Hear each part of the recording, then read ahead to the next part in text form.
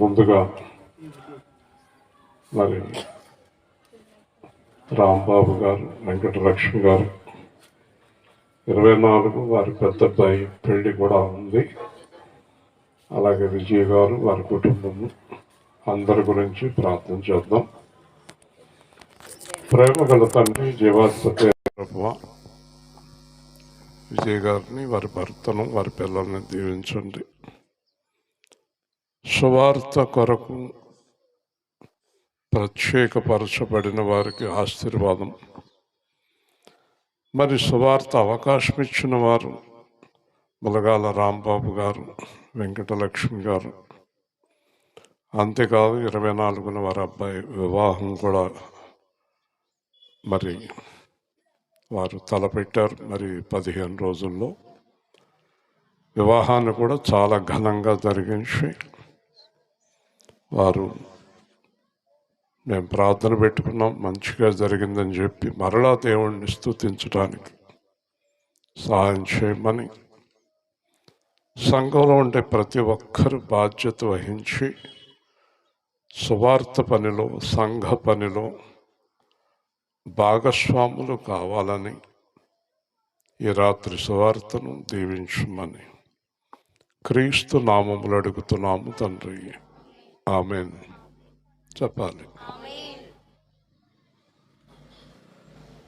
ఘనుడవు పూజ్యుడవు, ఘనుడవు పూజ్యుడవు, పరమాత్ముడవు దయామయుడవు, పరమాత్ముడవు దయామయుడవు, ఎన్నికలేని వారిని ఎన్నికలేని వారిని ఎన్నిక చేసిన వాడవు, ఎన్నిక చేసిన వాడవు, గొప్పవాడవు యేసు, గొప్పవాడవు, గొప్పవాడవు యేసు, గొప్పవాడవు, ఎంతో ఎంతో గొప్పవాడవు, ఎంతో ఎంతో గొప్పవాడవు, క్షమించుటకు సిద్ధ మనసు గలవాడవు, క్షమించుటకు సిద్ధ మనసు గలవాడవు, గొప్పవాడవు యేసు, గొప్పవాడవు, గొప్పవాడవు యేసు, గొప్పవాడవు, నీ యందు విశ్వాసముంచిన వారు, నీ యందు విశ్వాసముంచిన వారు ఎన్నటికీ సిగ్గునందరన్నావు, ఎన్నటికీ సిగ్గునందరన్నావు, నేనుండగా నీకు భయమెందుకు, నేనుండగా నీకు భయమెందుకు, అంతము వరకు నడిపించునన్నావు, అంతము వరకు నడిపించుమన్నావు, గొప్పవాడవు యేసు, గొప్పవాడవు, గొప్పవాడవు యేసు, గొప్పవాడవు, మంచివాడవు యేసు, మంచివాడవు, మంచివాడవు యేసు, మంచివాడవు, పాపిని క్షమించి పరిశుద్ధపరచి, పాపిని క్షమించి పరిశుద్ధపరచి, పరలోక రాజ్యం ఇచ్చుచున్నావు, పరలోక రాజ్యం ఇచ్చుచున్నావు, పాపిని ప్రేమించువారు, పాపిని ప్రేమించువారు ఒక్కరు లేరు, ఒక్కరు లేరు, ఒక్కరు లేరు, ఒక్కరు లేరు, పడి ఉన్న వారిని లేవనెత్తువారు, పడి ఉన్న వారిని లేవ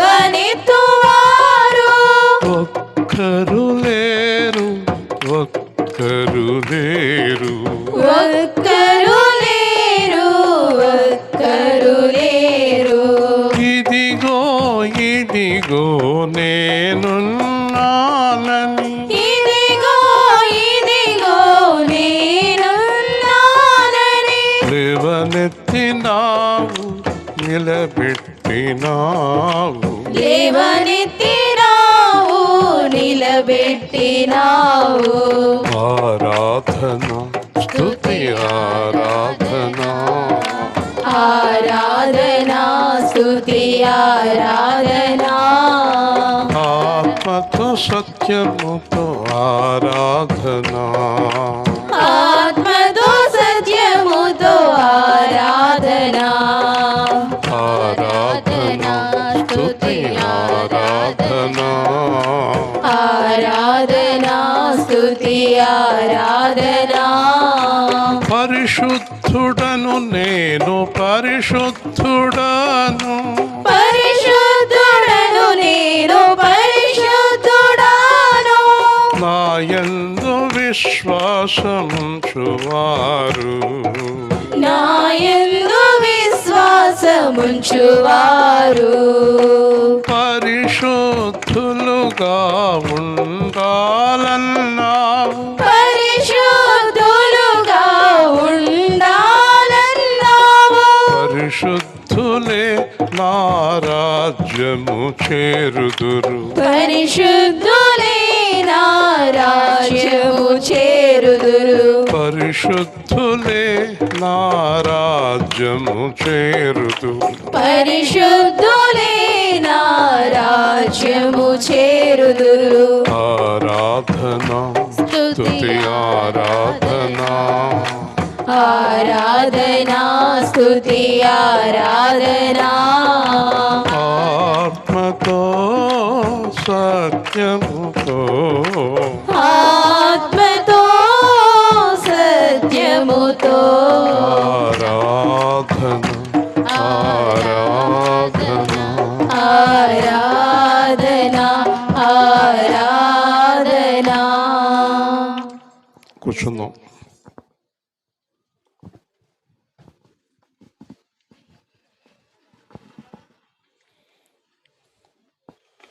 యోహాను సువార్త 5వ అధ్యాయం.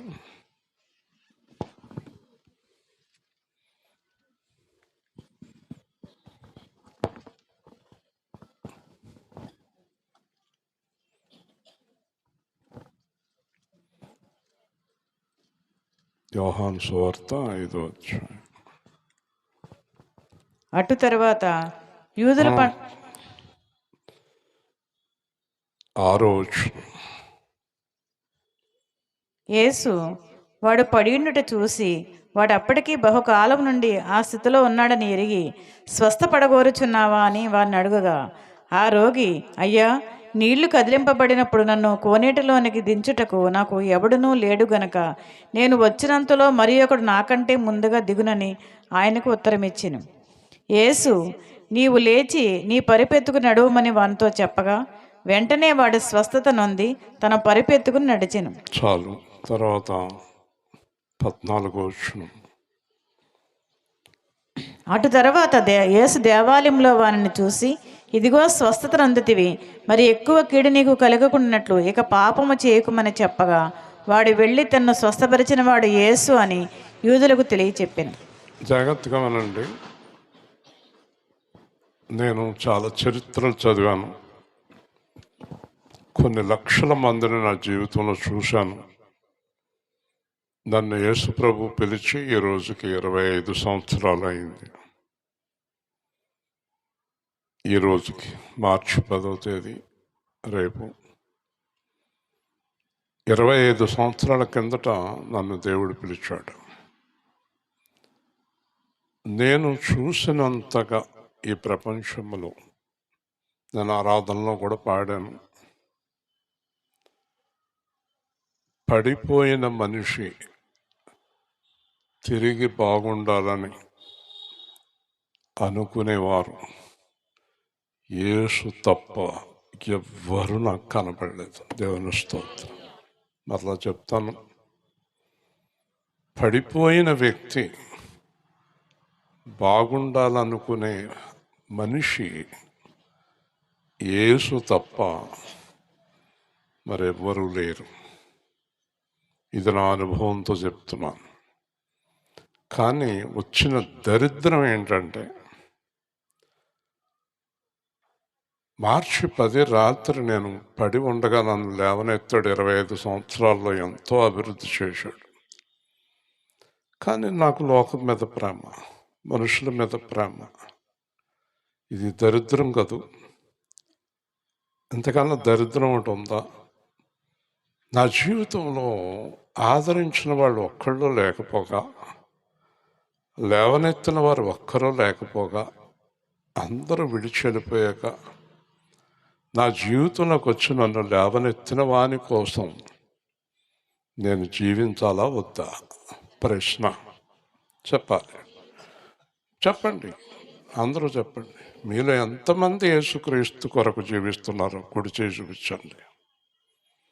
నేను క్రీస్తు కొరకు మాత్రమే జీవిస్తున్నాను అంటే మీరు చేయెత్తిన వాళ్ళు ఎవ్వరు కూడా పాపంలో లేని వారి కింద లెక్క. పాపం చేసేవారు క్రీస్తు కొరకు జీవించేవారు కాదు. డబ్బును ప్రేమించేవారు క్రీస్తు కొరకు జీవించేవారు కాదు. శరీరాశలు నేత్రాశలు కలిగిన వారు క్రీస్తు కొరకు జీవించేవారు కాదు. దేవుడి కంటే ఎక్కువగా పిల్లల్ని, మొగుడిని, పెళ్ళాన్ని, ఆస్తిని ప్రేమించేవారు క్రీస్తు కొరకు జీవించేవారు కాదు. కాబట్టి నేను చెప్పదలుచుకున్నది ఏంటంటే,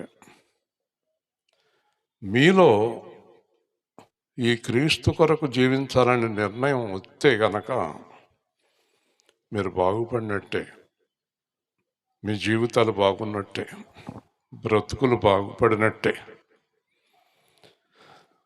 ఎప్పుడైతే నేను క్రీస్తు కొరకు జీవించాలనే నిర్ణయం తీసుకున్నానో అప్పటి నుంచే దేవుని ఆశీర్వాదం నా జీవితంలో ప్రారంభమవుతుంది. 25 సంవత్సరాల్లో చెయ్యలాగెప్పుడు పెట్టకుండా కాపాడాడు. హల్లెలూయా. మీ సాక్ష్యం ఉండాలి. చెయ్యెత్తిన వారి సాక్ష్యం ఉండాలి. చెయ్యి చాపనివ్వలేదు, అవమానం పొందనివ్వలేదు. 2000 కోట్ల టర్నోవర్లు ఉన్న కంపెనీ వీళ్ళ మీద 200 రూపాయలు లేని వాడిని జయమిచ్చాడు. దేవుని స్తోత్రం. ఎక్కడికి వెళ్ళినా జయమిచ్చాడు. 19 సంవత్సరాలుగా సువార్త అద్భుతంగా నడిపిస్తున్నాడు, సంఘాన్ని నడిపిస్తున్నాడు. నేను గనక ఇంకా కొన్ని తప్పులు చేయకుండా ఉండుంటే 25 సంవత్సరాల్లో ఇంకా ఉన్నతిలోకి వెళ్ళి ఉండేవాడు. నేను మాటో, చూపో, చేతలో ఏదో ఒకటి మార్పు లేనందువల్ల కొన్ని నష్టాలు కూడా సంభవించాయి. అందుకే దేవుడు ప్రతిదినము నాతో మాట్లాడుతాడు. ఎప్పుడు నా కోసం పరిపూర్ణంగా జీవించడం మొదలు పెడతావు అని అడుగుతాడు. దేవుని స్తోత్రం. ఎప్పుడైతే మనం రాత్రి చెప్పాను, పరలోకపు తండ్రి పరిపూర్ణుడు కనుక మనం పరిపూర్ణులుగా ఉండాలి. ఎప్పుడైతే మనం పరిపూర్ణంగా యేసుక్రీస్తు కొరకు జీవించడం మొదలు పెడతామో ఆ దినము పరిపూర్ణమైన ఆశీర్వాదం కలుగుతుంది. నేను ఇంకా కొన్ని మందిరాలు కట్టాలనుకున్నాను, ఇంకా సంఘాన్ని పెంచాలనుకున్నాను.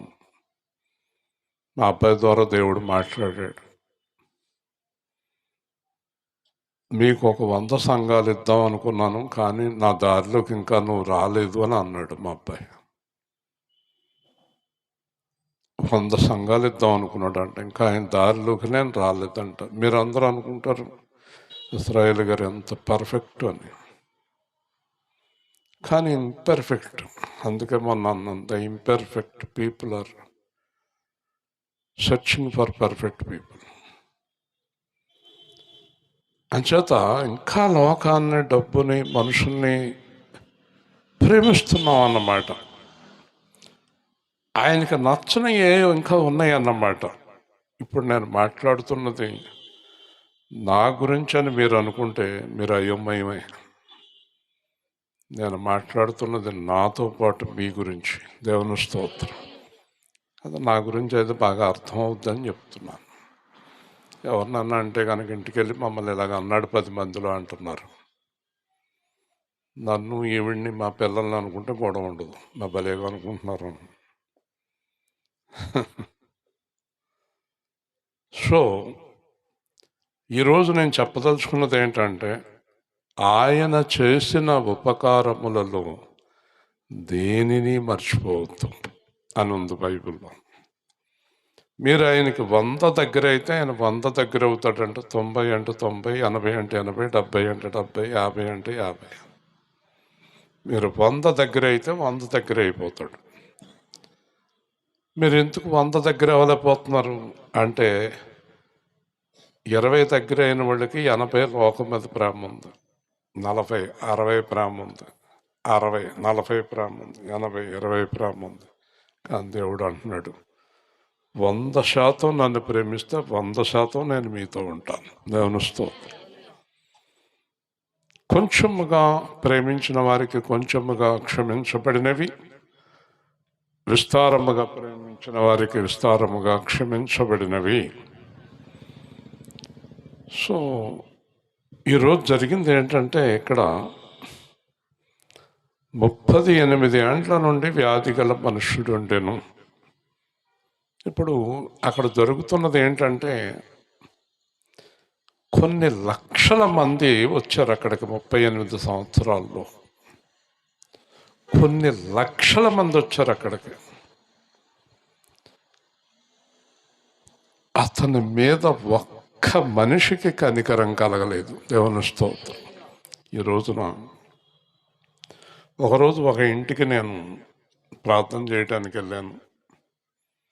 భర్త మంచం మీద ఉన్నాడు, భయంకరమైన స్థితిలో. భార్య కూర్చుంది. నేను వెళ్ళాను. ఈ అమ్మాయి ఏంటంటే చాలా అనారోగ్యంగా ఉందండి అతనికి. మేమందరం ఎదురు చూస్తున్నామండి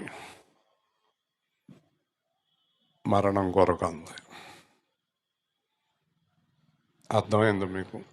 అనారోగ్యంగా ఉన్న భర్త భార్య మళ్ళీ కోలుకోవాలని అనుకోవటం లేదు, చనిపోతే బెటర్. అనారోగ్యంగా ఉన్న పిల్లవాడిని తల్లి కూడా చనిపోవాలనుకుంటుంది. మంచం మీద పడి ఉన్నవారు బతకాలని ఎవ్వరు కోరుకోవట్లేదు, ఎందుకంటే ప్రేమ అంత స్థాయిలో లేదు. ఈరోజు ఒక అతను యూట్యూబ్లో ఇంటర్వ్యూ ఇస్తున్నాడు. మీరు ఎందుకండి వృద్ధాశ్రమంలో ఉన్నారు? నాకు 2 పిల్లలండి. వృద్ధాశ్రమంలో జాయిన్ అయ్యి ఎన్నేళ్ళు అయింది? 4 ఏళ్ళు అయిందండి. 4 ఏళ్లలో మీ పిల్లలు వచ్చారా? రాలేదండి. జాయిన్ చేసి వెళ్ళిపోయారు, డబ్బులు పంపిస్తారు. 4 ఏళ్ళ నుంచి మీ పిల్లలు రాలేదు, మరి మీకు బాధ లేదంటే, బాధ ఎందుకంటే పాపం వాళ్ళు చాలా పనుల్లో ఉంటారు, దూరంగా ఉన్నారు అంటున్నాడు. కానీ కళ్ళ వెంబడి నీళ్లు కారుతున్నాయి. అప్పుడు ఈవిడ అంటుంది, ఇంటర్వ్యూ చేసేవాడు, నాకు అర్థమైందండి, 4 సంవత్సరాల నుంచి తండ్రిని చూడటానికి ఎవ్వరూ రాలేదు. ఇది ఈ లోకం. ఎవరైనా అంతే. మంచం మీద ఉన్న వ్యక్తి తొందరగా వెళ్ళిపోవాలని ఆశిస్తారు. నేను ఎందుకు చెప్పదలుచుకున్నానంటే, ఇతడు 38 సంవత్సరాల నుంచి పడిపోయిన వ్యక్తిని అక్కడ ఉన్న వాళ్ళందరూ చస్తే ఈడ్చేద్దాంలే అని చూస్తున్నారు. ఇతడు ఎలాగూ బతకడు, చస్తే ఈడ్చి ఆ కోనేటి అవతల పడేద్దాం అని అందరూ అనుకుంటున్నారు. నేను అనుకుంటాను, ఆ కోనేరు దగ్గర చాలామంది కాపలాదారులు కూడా ఉంటారు, వాళ్ళు కూడా సాయం చేయట్లేదు, చస్తే ఈడ్చేద్దాం అనుకుంటున్నారు. అతని కుటుంబము లేరు, అతని దగ్గరికి రారు, అతని వల్ల ఉపయోగం లేదు కనుక. కాబట్టి అతను బ్రతకాలనుకున్నవాడు యేసు ఒక్కడే. హల్లెలూయా. నేను చెప్పే మాటలు లోతుగా లోపలికి తీసుకుని జ్ఞానం కలిగి బుద్ధి కలిగి మన కొరకు ప్రాణమిచ్చి మనం బాగుండాలని కోరుకున్న యేసు కొరకు జీవితాన్ని ఈ రోజైనా ప్రారంభించండి. మొదట యేసుని ప్రేమించండి, తర్వాత సాటి మనిషిని ప్రేమించండి, జాగ్రత్తగా జీవించండి. ఇతని దగ్గరికి వచ్చినప్పుడు స్వస్థపరగోడుచున్నవా? యేసు ప్రభు అక్కడికి వచ్చిన ఉద్దేశం స్వస్థపరచటానికి. కానీ ఎందుకు అడుగుతున్నాడు? స్వస్థపరగోరుచున్నవా? అసలు వచ్చిందే స్వస్థపరచటానికి. కానీ ప్రశ్న ఎందుకు వేశాడు? దానికి కారణం, చాలామంది జీవితాల్లో ఒక నిర్ణయానికి వచ్చారు. అదేంటంటే ఇంకా బ్రతకటం అనవసరం అని, ఇంకా లేచి చేసేది ఏముందని, ఇంకా జీవితం అనవసరం అని. నా దగ్గర ఈ మధ్యన కొంతమంది మాట్లాడారు, చనిపోయినా బాగుండేదండి అన్నారు. సరే, మీలో కొంతమంది నా దగ్గరికి వచ్చి చనిపోయినా బాగుండేదన్నారు. నా ఆస్తి దొంగిలించిన వ్యక్తి కూడా మీరు చనిపోయారని చెప్పుకుంటున్నారండి అన్నాడు. అందుకే చాలామంది హృదయాల్లో ఏ ఆలోచన ఉందంటే, ఇంకా నా జీవితం వ్యర్థం, నేను చనిపోవటం మంచిది అనే ఆలోచనలో ఉన్నారు. ఇతడు ఏం చెప్పబోతున్నాడు? బ్రతకాలనుందా, చనిపోవాలనుందా? కొంచెం లోతుకెళ్దాం.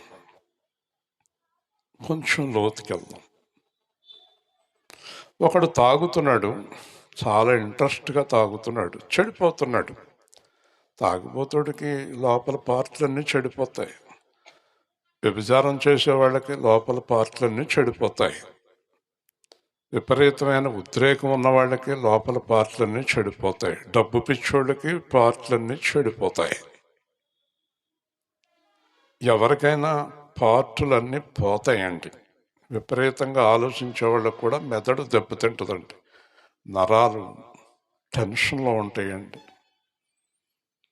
అంటే దేవుడు మనల్ని అడుగుతున్నాడు, ఆ జీవితంలో నుంచి బయటకు రావాలనుకుంటున్నావా? హల్లెలూయా. పాపపు విశాల మార్గం పాపులకే అది అమృతం, పాపపు విశాల మార్గం, పాపులకే అది అమృతం. పుట్టువలె ఎగిరిపోదురు దుష్టులు న్యాయ తీర్పులో, విసరివలి మరలి రాని వాయువు వలె నుంటివా. నీ ధనము, నీ జ్ఞానం, నీ ధనము, నీ జ్ఞానం ఒకనాడది మాయం విసరివలి మరలి రాని వాయువు వలె నుంటివా. క్రీస్తు ప్రేమనెరిగితివా, వేలాడే సిలువలో నీకై ప్రణము త్యాగము చేసే పరముకు మార్గము చూపే. చాలా మందికి వాళ్ళున్న జీవితం చాలా మధురంగా ఉంటుంది, వాళ్ళకి పాపం చాలా సంతోషంగా ఉంటుంది, కానీ దాని జీవితం భయంకరంగా ఉంటుంది. ఈ పాపం మానకుండా ప్రార్థనలు చేస్తారండి వీళ్ళని దేవుడు ఒక పక్కన అసహించుకుని ఒక పక్కన జాలి పడతాడండి. పాపం నుంచి బయటికి రావాలని ఉంటుందండి, కానీ తిరిగి పాపంలో పడుతూ ఉంటారండి. అంటే పాపం వారికి దేవుడి కంటే ఎక్కువ ఇష్టం అండి. అందుకే దేవుడు ఒక మాట మిమ్మల్ని నన్ను అందరిని అడుగుతున్నాడు, నువ్వు ఇష్టపడుతున్న దానిలో నుంచి బయటకు వచ్చి స్వస్థత పొంది నా కొరకు జీవించాలని నీకు ఉందా? దేవుని స్తోత్రం. ప్రతి ఒక్కరిని ప్రశ్నిస్తున్నాడు దేవుడు. లేదు నాకు ఈ జీవితమే బాగుంది అంటావా? జాగ్రత్తగా వినండి. ఎలీషాను పిలిచాడు. ఎలీషా, నిన్ను దేవుడు రమ్మన్నాడు, ఒక్క నిమిషం అని చెప్పి వాళ్ళ ఇంట్లో వాళ్ళకి భోజనం పెట్టి వెంటనే బయలుదేరి ఏలియా కూడా వచ్చేసాడు. ఏలియా అడుగుతాడు, నువ్వు ఇంటి వారికి భోజనం ఎందుకు పెట్టావు అన్నట్టుగా బైబిల్లో ఉండదు. ఎలీషా అంటాడు, ఇంతకన్నా ధన్యత ఏముందని భోజనం పెట్టాను. దేవుని స్తోత్రం. యేసు నన్ను పిలవటం ఎంత ధన్యత అన్నాడు కదండి. సరే, ఒక అతను యేసు ఇలా రాబ్బాయి అన్నాడు, వచ్చాడు, నన్ను వెంబడించు అన్నాడు. మా నాన్న ఇప్పుడే చనిపోయాడు, పాతి పెట్టుకుని వస్తాను.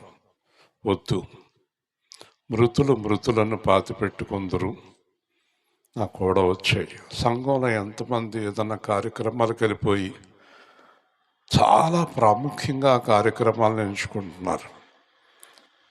దేవుడికి ఇష్టం లేని కార్యక్రమాలకి చాలా ఇష్టంగా వెళ్ళి పాల్గొంటున్నారు వాటిల్లో. పైగా పాస్టర్ గారు ఏ కార్యక్రమానికి వెళ్ళనివ్వరని నన్ను తిట్టుకుంటారు. మీరు తిట్టాల్సి వస్తే యేసు ప్రభువుని తిట్టుకోండి. నేను మీతో ఏ మాట చెప్పినా అది ప్రభువు మాట మాత్రమే. దేవుని స్తోత్రం. వెళ్ళొద్దన్నాడు. వాళ్ళ నాన్న చనిపోతే, తండ్రి చనిపోతే వెళ్ళొద్దన్నాడు. వద్దు, వచ్చేయి. ఇంకొకడు అన్నాడు, నేను వస్తానన్నాడు. నువ్వు రావక్కలేదు, వెనక్కి వెళ్ళన్నాడు. బాగా గుర్తుపెట్టుకోండి మీరు దేవుడి గురించి. ఈ దేవుడు చాలా అద్భుతమైన దేవుడు, ఆశ్చర్యకరమైన దేవుడు. పాపంలో నుంచి, లోకంలో నుంచి నువ్వు ఇష్టపడే దాన్ని అన్నిటి నుంచి విడిచిపెట్టి నాకు కూడా రమ్మని పిలిచిన దేవుడు. నువ్వు ఇంకా విడిచిపెట్టలేకపోతున్నావు. ఒక ఆవిడ నా దగ్గర ప్రార్థనకు వచ్చి, నాలో ఒక్క పాపం ఉందండి, అది ఒకటి విడిచిపెట్టలేకపోతున్నాను. అయితే నన్ను ఏం చేయమంటావు అని అడిగాను. ప్రార్థన చేయండి, విడిచిపెట్టేలాగా ఉంది. అమ్మా, నేను ఒక మాట చెప్పనని చెప్పండి. నాలో ఒక పాపం ఉంది, అది విడిచిపెట్టలేకపోతున్నాను, ప్రార్థన చేయండి అంటున్నావు కదా. నువ్వు పాపంలో ఉండి చనిపోతే నరకానికి వెళ్తావని యోహానులో దేవుడు చెప్పాడు. దేవుని స్తోత్రం. నువ్వు విడిచిపెడితేనే దేవుడు నీకు సహాయం చేస్తాడు. విడిచిపెట్టాలని ప్రార్థన చేయమని నన్ను ఎప్పుడు అడక్కు. అలాంటి ప్రార్థన నేను చెయ్యను. నువ్వు విడిచిపెట్టవలసిందే. పాపం చేసేవారు దేవుని సంఘములు కానీ సువార్తలు కానీ కూర్చోవటానికి అర్హత కలిగిన వారు కాదు. బాగా గుర్తుపెట్టుకోండి. పాపం చేస్తూ దేవుడి సన్నిధికి వచ్చేవారు ప్రమాదకరమైన స్థితిలోనే ఉన్నారు. పాపం చాలా భయంకరమైంది. నేను చెప్పదలుచుకున్నది ఏంటో తెలుసా? అంత భయంకరమైన వాటి నుంచి దేవుడు మనల్ని ఎన్నుకున్నాడు. ఎందుకు ఎన్నుకున్నాడంటే ఆయన కొరకు ప్రత్యేకించుకున్నాడు. హల్లెలూయా. మనం ఎవరి కొరకు జీవించాలి? ఎలా జీవించాలి? పరిశుద్ధులుగా, ఆయనకి ఇష్టమైన జీవితంలో. లేదంటే ఆయన విడిచిపెట్టి వెళ్ళిపోవాలి. There are only 2 ways. Live for Jesus, die for Jesus. యేసుక్రీస్తుకి ఇష్టం లేని జీవితం నుంచి బయటకు రా, అంతే.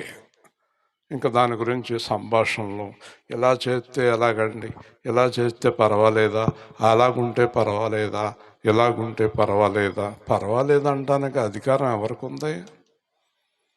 ఎవరికైనా ఉందా? ఎవరికి లేదు. ఎవరికి లేదు అధికారం.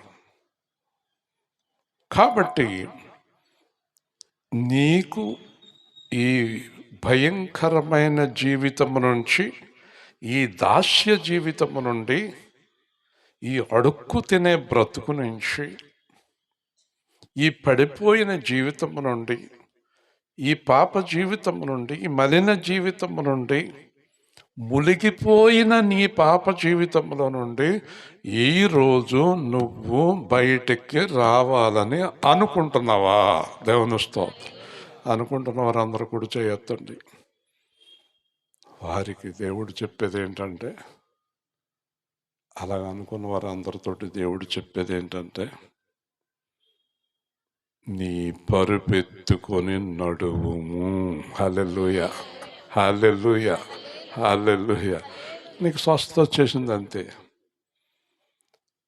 నువ్వు ఎప్పుడైతే క్రీస్తు కొరకు జీవించాలని నిర్ణయం తీసుకున్నావో అప్పుడే కార్యం జరిగిపోయింది నీ జీవితంలో. ఒకవేళ మళ్ళీ 10 రోజుల తర్వాత తీసుకుంటావు అనుకో నిర్ణయం, అప్పుడే చూద్దాం. ఇప్పుడు నిర్ణయం తీసుకుంటేనే ఇప్పుడు నీకు దేవుడు సహాయం దొరుకుతుంది, లేదంటే వాయిదా వేస్తాడు. నా భార్య అడిగేది, ఏంటండి ఎన్ని సంవత్సరాలండి వాయిదా వాయిదా వాయిదా వాయిదా?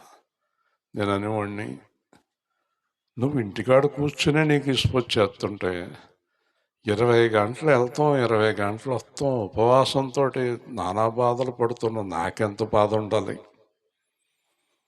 అక్కడికి వెళ్ళి నిలబడతాం ఎంత బాధ? మరి నాకు బాధ లేదా అని మా అబ్బాయి దగ్గరికి వెళ్ళి, ఒరే ఈరోజు కూడా వాయిదా పడిందిరా, నాకు చాలా బాధగా ఉంది అన్నాను.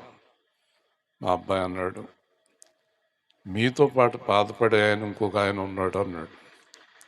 ఎవరు ఆయన? యేసుక్రీస్తు. దేవుని స్తోత్రం. యేసు కూడా బాధపడుతున్నాడు. ఒరే మరి యేసు బాధపడినప్పుడు ఈరోజు కేసు కొట్టేయచ్చు కదా అన్నాను. మరి అదే కదా ఆయన దగ్గర ఉన్న అద్భుతమైన జ్ఞానం అన్నాడు. ఏంటన్నాను? ఆయన శిక్ష పూర్తయ్యేదాకా కేసు కొట్టడు అన్నాడు. దేవుని స్తోత్రం. హల్లెలూయా చెప్పండి. అమ్మయ్య అనుకున్నాను. అనుకుని శిక్ష విధించేవాడు యేసే కదా, పర్వాలేదు అనుకున్నాను. మనుషుల చేతిలో పడకూడదు, నేను దేవుడి చేతిలో పడాలన్నాడు దావీదు. కాబట్టి ఒకరోజు ఫోన్ చేస్తే ఈవిడ ఫోన్ దొరకలేదు నాకు. ఏ రోజు అంటే కొట్టేసిన రోజు. ఆ రోజు చాలామంది చాలాసేపు దాకా దొరకలేదు నాకు. ఆత్మాన్ దొరికి వాళ్ళు ఎవరు దొరుకుతలేదు నాకు. నాకేమో కంగారు. సడన్గా కొట్టేశారు. కొట్టేయటమే కాదు, మీ మీద వేసినోడి మీద కావాలంటే మళ్ళీ వేయండి అన్నట్టు చూచి, ఇంకా నాకు ఓపిక లేదని వచ్చేసాను. కాబట్టి దేవుడు నిన్ను సంతృప్తి పరచాలనుకుంటాడు, కానీ గుర్తుపెట్టుకోండి, దేవుడు నిన్ను ఆశీర్వదించాలనుకుంటాడు, కానీ ఆయనకి నీకు ఉన్న అడ్డము నువ్వు తీసేదాకా ఆయన ఆశీర్వదించలేడు. దేవుని స్తోత్రం. హల్లెలూయా. అది ఆయన స్వభావం. కాబట్టి ఇంటికి వెళ్ళి ఆలోచించుకోండి, ప్రభువుకి నాకు ఏం అడ్డం ఉంది? మీకు చెప్తాడు దేవుడు. ఏం అడ్డం ఉందో మీ హృదయంలో దేవుడు స్పష్టంగా చెప్తాడు. అమ్మా, నువ్వు డబ్బును ప్రేమించున్నావు, ఈ రోజు నుంచి ప్రేమించుకో. లోకాన్ని ప్రేమిస్తున్నావు, ఈ రోజు నుంచి ప్రేమించుకు. పాపాన్ని ప్రేమిస్తున్నావు, శరీర వాంఛలు కలిగి ఉన్నావు అని ఏదుంటే అది నీతో మాట్లాడతాడు. కాబట్టి నీ పరుపెత్తుకుని నడువు. 38 సంవత్సరాలకి ఆయనకి సంపూర్ణమైన ఆరోగ్యం వచ్చింది. చుట్టుపక్కల ఉన్న వాళ్ళు అందరూ ఆశ్చర్యపోయారు, ఇదేంటి చచ్చిపోతాడు అనుకున్న వాళ్ళు వేసాడేంటి, మళ్ళీ కనపడ్డాడు అనుకున్నవాడు కనపడుతున్నాడు ఏంటి, మళ్ళీ మాట్లాడలేడు అనుకున్నవాడు మాట్లాడుతున్నాడు ఏంటి, అసలు ఇంక ఈడు చేద్దాం అనుకుంటే లెగిసింత అందంగా ఆరోగ్యంగా తిరుగుతున్నాడు ఏంటి?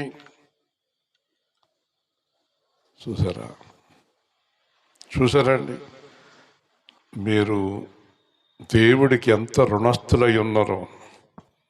మన గురించి అందరూ అలాగ అనుకున్నవారే. మీ గురించి ఎలాగొన్నా, నా గురించి అలాగ అనుకున్నారు. మూర్తి గారు అని ఒక ఆయన ఉన్నాడు, తెలుసా మీకు? ఏమైంది? అయిపోయాడు. ఇదే వార్త ఛానల్లో, అయిపోయాడు అయిపోయాడు అయిపోయాడు అయిపోయాడు అయిపోయాడు కదా. ఈరోజు మా వీధిలోకి ఎమ్మెల్యే వచ్చాడు. అక్కడ ఉన్న వాళ్ళందరూ కేకలేస్తున్నారు, మూర్తి గారు రండి రండి. మరి అయిపోయాడు అనుకున్న వాళ్ళు వేసి వచ్చాడు ఏంటి? ఎస్, పడగొట్టుటయు నిలబెట్టుటయు నా వశములో ఉన్నది. హల్లెలూయా. కాబట్టి ఈ రోజున నేను ఎవరి తరపున ఉండాలి? చెప్పాలి. యేసు తరపున. చెప్పండి, చెప్పాలి. యేసు తరపున ఉండాలి. 38 ఏళ్ళ నుంచి పడున్న వ్యక్తిని లేవనెత్తిన వ్యక్తి ఎవరి కోసం జీవించాలి? మళ్ళీ చెప్పండి. చూసారా? అది బాధ్యత కాదా? అది ధర్మం కాదా? అందరూ విడిచిపెట్టినప్పుడు వచ్చి లేవనెత్తిన దేవుడి కోసం జీవించొద్దా? ఈరోజు మీరు ఇది గ్రహించే సువార్త పూర్తయినట్టే. ఇక మీరు దేవుడికి ఇష్టం లేని అన్నీ మీ హృదయంలోంచి తీసి విసిరేస్తారని నమ్ముతున్నాను నేను. దేవుని స్తోత్రం. హల్లెలూయా. లోపల ఉన్నాయన్నీ తీసి విసిరేయండి. చక్కని జీవితాన్ని, పరిశుద్ధ జీవితాన్ని, పరలోక జీవితాన్ని, అతి శ్రేష్టమైన జీవితాన్ని ప్రారంభించండి. సకల ఆశీర్వాదాలు మీ మీదకి కుమ్మరించబడతాయి, పరుగులెత్తుకుంటూ వస్తాయి. మీరు సాక్ష్యం ఇస్తారు, మీరు సాక్ష్యం ఇస్తారు. ఆశీర్వాదాలు మీ దగ్గరికి వస్తాయి. నోవాహుతో అన్నాడు, ప్రతి జంతువుని ఆడ మగ వాడలోనికి తీసుకురా అన్నాడు. మనం మనుషులైతే పోనీ ఎలాగో ఉంటాం.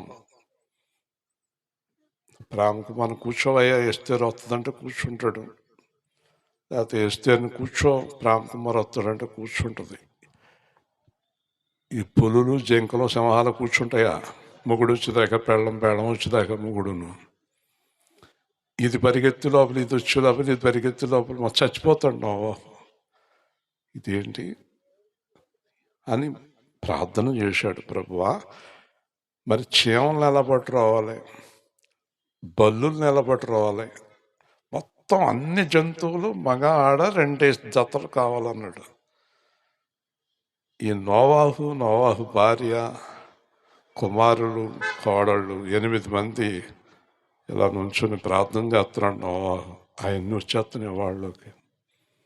పైగా ఎంత ఆశ్చర్యం అంటే జంటల కింద వచ్చేస్తున్నాయండి. గట్టిగా చెయ్యెత్తి దేవుడు స్తోత్రం చెప్పు. ఎంత గొప్ప దేవుడు అంట, ఆయన పంపిస్తున్నాడు. మరి ఈ విషయంలో మీకు అర్థం అవ్వాల్సింది ఏంటి? తేజ,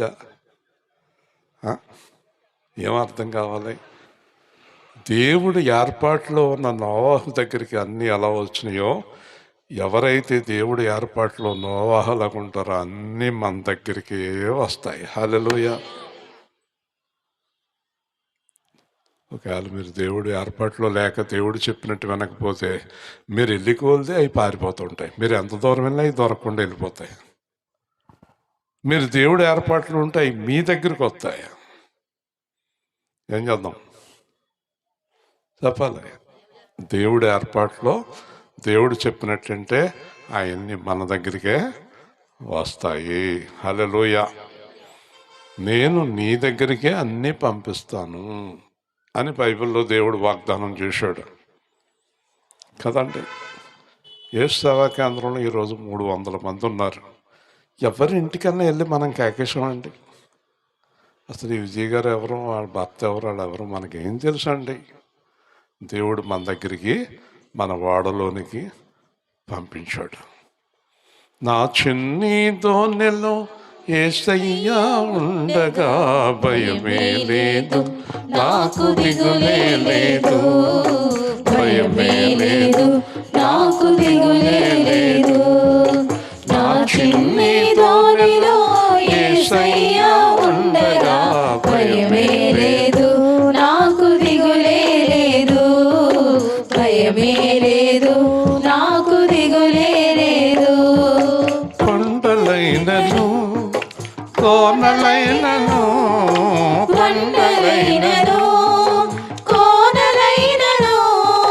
వాగులైనను వంకలైనను వాగులైనను వంకలైనను ఆగిపోక సాగిపోగును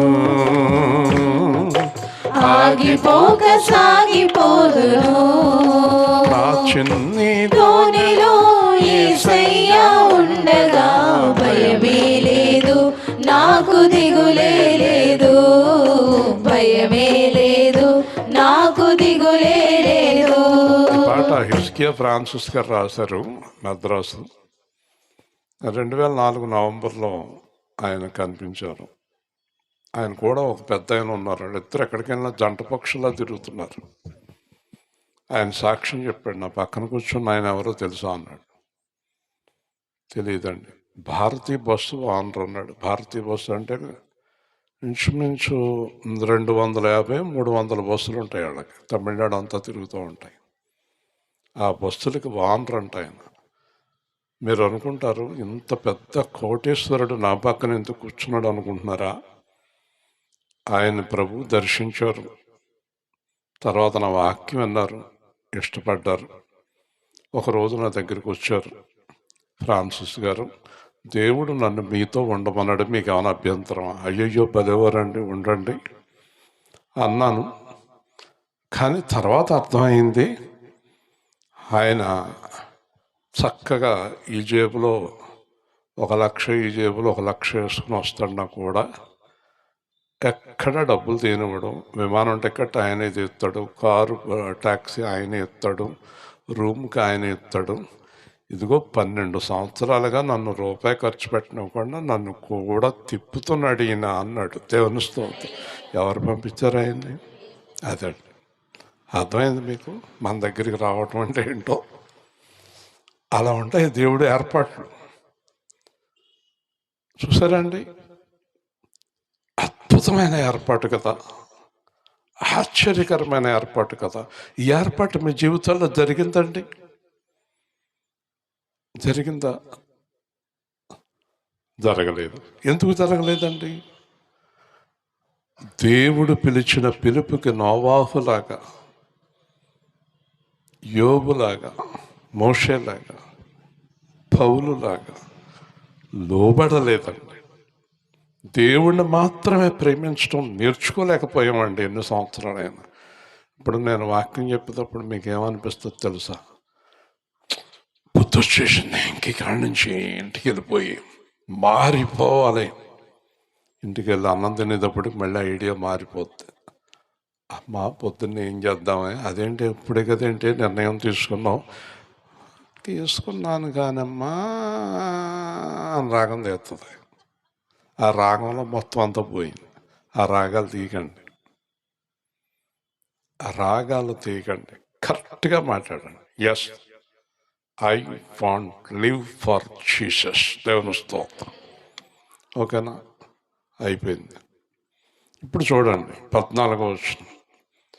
దేవాలయంలో వానిని చూచి, డైరెక్ట్గా దేవాలయానికి వెళ్ళిపోయాడు మనోడు. చాలా సంతోషం అయిపోయింది దేవుడికి. దేవాలయంలో వానిని చూచి, ఇదిగో స్వస్థత పొందితివి. ఈ మాట అందరూ గుర్తుపెట్టుకుని వెళ్ళిపోదాం ఇంటికి. మరి ఎక్కువ కీడు నీకు కలగకుండానట్లు ఇంకా పాపము చేయకు. నువ్వు దేవుడి కృపను బట్టి విడుదల పొందావు. మరి 38 ఏళ్ళు నువ్వు పడి ఉంటానికి కారణం పాపము, కీడు. 38 ఏళ్ళు నువ్వు కదలకుండా పడి ఉంటానికి కారణం నువ్వు చేసిన పాపం. మీకు విషయం తెలుసా? మనం ఎందుకు పడి ఉన్నామో, మన జీవితం ఎందుకు ఎలాగ ఉందో, మన బ్రతుకులు ఎందుకు ఎలాగ ఉన్నాయో ఎవరికి తెలుసు? నీకు నాకు. మరి చెప్పినప్పుడు వినాలి కదా. ఎంత క్లియర్గా చెప్తున్నాడు. నువ్వు ఇలా పడి ఉండటానికి కారణం నువ్వు చేసిన కీడు, పాపం అని చెప్పిన తర్వాత కూడా తిరిగి చేశాడు అనుకోండి, ఇంకా దుర్మార్గుడు ఎవరుంటారు? దుర్మార్గురాలు ఎవరుంటారు ఇంకా? కాబట్టి మరి ఎక్కువ కీడు నీకు కలగకుండానట్లు ఇంకా పాపము చేయకుము. అందరూ చెప్పండి, ఇంకా పాపము. అయిపోయింది. స్వస్థత, పరిపూర్ణత, రక్షణ పరిపూర్ణత వచ్చేసింది. ఇంకా దేవుడు విడిచిపెట్టడు అతన్ని. మనలో ఎవరమైనా తిరిగి మరల పాపం చేస్తే మళ్ళీ శిక్షలు వస్తాయి, విడిచిపెడతాడు. చాలా ప్రమాదకరమైన స్థితిలో పడిపోతాం మనం. కాకపోతే పాపానికి ఉన్న ఆకర్షణ ఎక్కువ, లోకానికి ఉన్న ఆకర్షణ ఎక్కువ, డబ్బుకి బంగారానికి ఉన్న ఆకర్షణ ఎక్కువ, సాతానుకు ఉన్న ఆకర్షణ ఎక్కువ. ఎంత కాదనుకున్న చూపు, హృదయం మళ్ళీ ఆ పక్కకు పరిగెడుతూ ఉంటుంది. కాబట్టి మీలో ఆ నియంత్రించుకోగలిగ శక్తి దేవుడు అనుగ్రహిస్తాడు. మీరు దేవుణ్ణి నిజంగా వేడుకుంటే, పాపం చేయకూడదని దేవుణ్ణి వేడుకున్నప్పుడు దేవుడు మీకు సహాయం చేస్తాడు, తప్పకుండా సహాయం చేస్తాడు. ఆ పాపంలో పడిపోకుండా ఉండేటటువంటి సహాయాన్ని దేవుడు మనకు అనుగ్రహిస్తాడు ఖచ్చితంగా. అందుకే బైబిల్లో ఏం చెప్పాడు? నా యందు నిలిచి ఉండుడి. దేవుని స్తోత్రం. ఆయనలో నిలబడి ఉంటే గనక మీరు ఇంకా పాపం జరగనివాడు దేవుడు. నువ్వు చెయ్యాలన్నా కూడా జరగనివాడు. అంత చక్కగా నీ జీవితాన్ని బలంగా నడిపించగలిగిన శక్తి సామర్థ్యాలు కలిగిన దేవుడు. కాబట్టి వెంటనే తన్ను స్వస్థపరిచిన వాడు యేసు అని అందరికీ తెలియచేశాడు. ఈ ప్రపంచంలో చెడిపోయిన వారిని బాగు చేయగలిగిన వాడు, పాపము నుంచి విడిపించగలిగిన వాడు, నరకం నుంచి తప్పించగలిగిన వాడు, పరలోకానికి తీసుకెళ్ళగలిగిన వాడు నిజమైన దేవుడు, నిజమైన రక్షకుడు, ప్రేమమయుడు, కృపామయుడు, కరుణామయుడు ఒకే ఒక్కడు, ఆయనే యేసుక్రీస్తు. దేవుని స్తోత్రం. కాబట్టి మనం యేసుక్రీస్తు మీద నమ్మకం ఉంచి ఆయన చెప్పినట్టు జీవించగలిగితే మబ్బులు విడిపోయినట్లు నీ సమస్యలన్నీ వాటంతటవే తొలగిపోతాయి. వాటంతట అవే తొలగిపోతాయి. ఆదేశిస్తాడన్నమాట దేవుడు. ఇలా అంటాడు, ఇలా అంటాడు, అవి వెళ్ళిపోతాయి. శత్రువులు వెళ్ళిపోతారు, పాములు వెళ్ళిపోతాయి, దయ్యాలు వెళ్ళిపోతాయి, అన్నీ నీ జీవితంలో ఖాళీ చేసేస్తాయి. యేసే నీతో ఉంటాడు. హల్లెలూయా, హల్లెలూయా. అలాంటి జీవితాన్ని మీరు జీవించినప్పుడు, నేను ఈరోజు చెప్పదలుచుకున్నది ఏంటంటే, మళ్ళీ చెప్తున్నాను, మీరు ఏమన్నా అనుకోండి, మీరేమనుకున్నా నేను బాధపడను. అసలు మనం బాగుండాలని అనుకునేవారు ఎవ్వరూ లేరండి, ఉండరండి. దేవుని స్తోత్రం. లేరండి, ఉండరండి. ఇది సత్యం అండి, సత్యం అండి. ఇంకో మాట చెప్పిన, బాగుండాలి అనుకునేవారు సహాయం చేయాలి, సహాయం చేయాలి. ఏ సహాయం చేయాలి? మనం బాగుండటానికి సహాయం చేయాలి. ఒక మనిషిని బాగుండటానికి ఇంకొక మనిషి సహాయం చేసి బాగు చేయటం అనేది మానవ జాతిలో ఎవరి వల్ల సాధ్యం కాదు. దేవుని స్తోత్రం.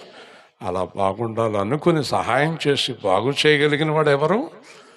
దేవుడు ఒక్కడే. ఒకవేళ నేను ఏదన్నా ఎవరికన్నా సాయం చేసి బాగు చేద్దాం అనుకున్నా నా వల్ల అవ్వదండి, చేయలేనండి. ఇది మనుష్యులకు అసాధ్యమే, కానీ దేవునికి సమస్తము సాధ్యమే. అందుకే పూర్ణ మనస్సుతో దేవుడి మీద ఆధారపడిపో. ఇంకా నువ్వు ఎవరి సహాయం కొరకు చేతులు చాపక్కర్లేదు, ఎవరిని బతిమాలక్కర్లేదు. నీ తరపున దేవుడు పోరాడతాడు, నీ తరపున దేవుడు కార్యాలు జరిగిస్తాడు. నువ్వు దేవుడికి నమ్మకంగా ఉండు. మర్చిపోకు, ఒక భయంకరమైన శాప పాప కర్మ జీవితంలో నుండి నిన్ను నన్ను విడిపించిన దేవుడు చివరిదాకా ఎందుకు మనలను నడిపించడు? దేవుని స్తోత్రం. ఆయనే నడిపిస్తాడు. ప్రేమగల తండ్రి, జీవాధిపతి అయిన ప్రభువా, ఈరోజు రాత్రి మీరు మాకు ఇచ్చిన వాక్య సందేశాన్ని బట్టి స్తోత్రాలు. మేము మీ మీద ఆధారపడి మీతో కలిసి జీవించే కృప అనుగ్రహించమని, అలాగే రాంబాబు గారు, వెంకటలక్ష్మి వారి అబ్బాయి వివాహాన్ని ఘనంగా జరిగించమని, విజయ్ గారి కుటుంబాన్ని దీవించి, సువార్తలో పాల్గొన్న పిల్లలందరినీ దీవించి పూర్తిగా నీ మీద ఆధారపడి జీవించే కృప మాకందరికీ దయచేయమని క్రీస్తు నామములో అడుగుతున్నాము తండ్రి. ఆమేన్. జాగ్రత్తగా